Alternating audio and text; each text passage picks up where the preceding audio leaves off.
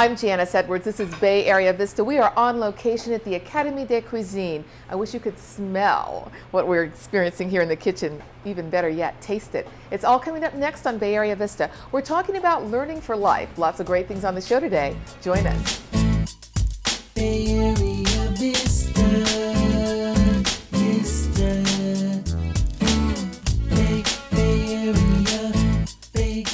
Welcome to Bay Area Vista. I'm Janice Edwards. We are on location at the Academie de Cuisine in San Francisco at the West Bay Conference Center. Today we are talking about learning for life.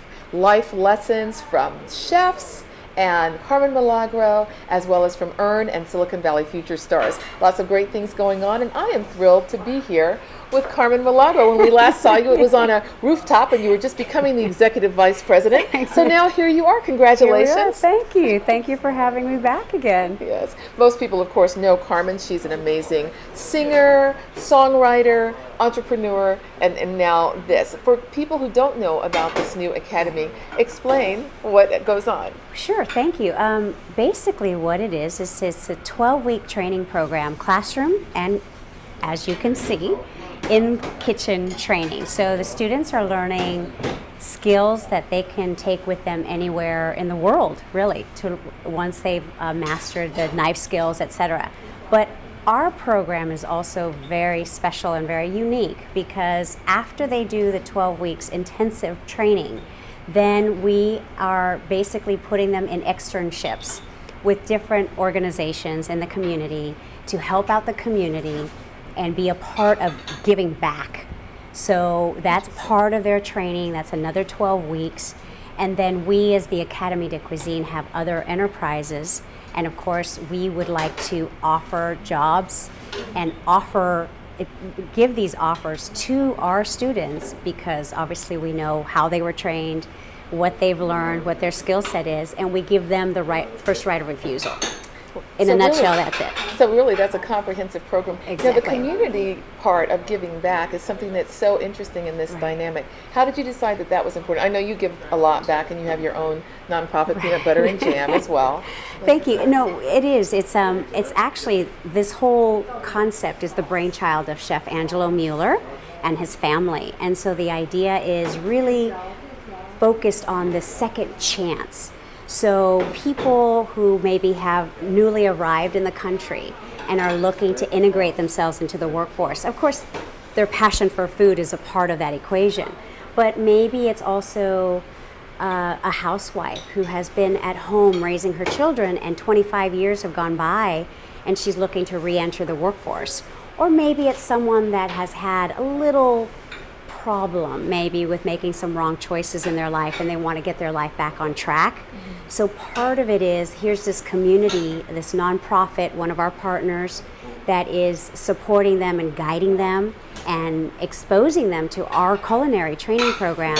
Then that's where the concept of giving back to the community that has supported you comes into play in our program. That's very exciting, and I think it's a wonderful concept. For you personally, being involved, it's been several months now, and when you decided to take this step, it was a new venture for you. What have you learned in the process? I have learned for myself, aside from my music, which is where I'm so comfortable and at home and have been working for so long, and my passion for music sort of translates to the passion that I have for travel and food and learning about people. And that passion is also, it's sort of this whole, I feel like I've come full circle. My passion for helping other people follow their passion is directly tied into food, which I didn't know before. Now, are you a cook yourself? I do. I don't get to cook as often as I would like, and I'm not as good as some of our students, but I do cook, and I love it. You know, it's part of, as Chef Randy, sort of has explained to the students, you put a part of yourself into your cooking, just like I do into my songwriting. There's a part of me that goes into every dish and every meal. Every time I entertain with friends, there's a part of me that they hopefully, take away with them as well. Yes. Well, Carmen, it's always great to see you. Thank you for hosting us here today. You mentioned your music. Yes. And we do have a little bit of her latest, which is Sway. So let's take a look at that. Like a flower dancing in the breeze. Bend with me, sway with ease. When we dance, you have a way with me. Stay with me, sway with me. Other dancers may be on the floor, dear, but my eyes will see only you. Only you have that magic technique. When we sway, I grow weak. Oh, I can hear the sound of violins long before it begins. Make me thrill as only you know how. Sway me. And I hope you enjoyed that sway. Speaking of something that will sway your emotions, nothing like good food. We are here talking with Chef Randy Wei and Chef Carrie Yang of the Academie de Cuisine. Welcome to Bay Area Vista. Thank you for allowing us into your kitchen. Oh, thank you for coming. It's our pleasure. Well, I know this is a new venture for you, Chef Randy, after 22 years with the Hyatt. So how has that experience been for you in this transition? Oh, I love it. I mean, this is pretty much working in the hotel in the sous chef position. This is what I usually do, is teach cooks in the way that the chef would want everything to be done, and everything from sanitation to inventory to the actual cooking. Yes. So, I mean, this experience has been just incredible for me. It's basically using my years of experience and, passing it on. Yes, and the students are doing well with the handmade pasta there. And Chef Carrie, you've taught students before. What are some of the secrets for becoming a really good chef? Do you have to be born with the talent, or can you really learn to be a great chef? I think mainly it's about the attitude. As long as you love to cook, because I love food, I love to eat, and I love to cook with someone who enjoys to cook. So I really enjoy my job, and I really like to share my experience with students. Yes, and we have a couple of items here. Now, this is a ravioli with avocado, and we have lasagna there as well. So what are you going to do with this one? We're just making a sample plate for Okay. the students to follow when they're plating up. Okay. It's fairly simple in all plate ups. Depending on how many you actually do, you want to make the process as simple as possible and that there's a flow. And what kind of sauce is that? This is a marinara, the house made. We try to do as much as possible from scratch here so that the students will get a basic idea of what they're doing, and when they go out and get a job, they may not necessarily be skills that they actually need, but if they do, they have it. Because depending on the restaurant, everything is not Right. house-made, but ideally, that's what you're Right. looking for. Well, I mean, even with processed food, you need to know how it's made, what it tastes like, and what are the ways that you can do to make it better. Now, what is that? This is just olive oil. I thought so. I just don't want to assume anything. And the perfect ingredients that you're putting together here. Looks great. And we have a little bit of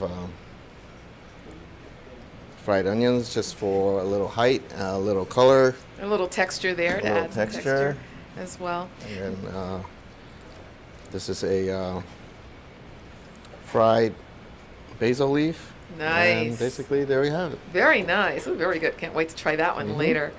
Let's see that. So you mentioned taste earlier. So Chef Carrie, what's the secret to tasting but not gaining weight after sampling all these wonderful concoctions all the time? You mean like me? No, I didn't mean. I just wanted to include in a question. I mean, like me, if I were a chef, because when I cook, I know that that's one of the things you have to make sure it tastes just right. Yes, I taste everything, and you always like to taste when you cook, and then you always have to taste after you finish your product, and that's the secret. That's the key. Always taste. And after you put everything together, put your heart, your soul when you're cooking, Right. and then you taste it. But just taste a little bit of it, not the whole plate, right? Oh, After a couple no. of tastes, okay, that's good. You don't have to keep Just a going. touch. Just a touch with that. Chef Randy, you wanted to add something there? Most of our students are more used to Chinese and Asian tastes. So part of the development in the school is we need to alter their tastes so that they're more accustomed to Western cooking. And this is what what they want to do. Prime example is cheese. Cheese is not part of any Asian cuisine, but it's a big part of Western cuisine, and they have to develop a taste for it. Not just ones like sliced American cheese, but cheese that they consider to be. Now, what kind of cheese is that? This is Parmesan. Parmesan looks good. Nice big flakes. Yes. Yeah, and it's it's not completely foreign, but it is. But an it is acquired an acquired taste. Our motto is over easy, not so easy. I like that. Over easy, not so easy. That's certainly a lesson for life as well. Well, Chef Randy and Chef Carrie, thank you so much for allowing us in the kitchen. Can't wait to sample. But Great. if you'd like to contact the Academie de Cuisine, the information is on our screen, also on our website at bayareavista.com.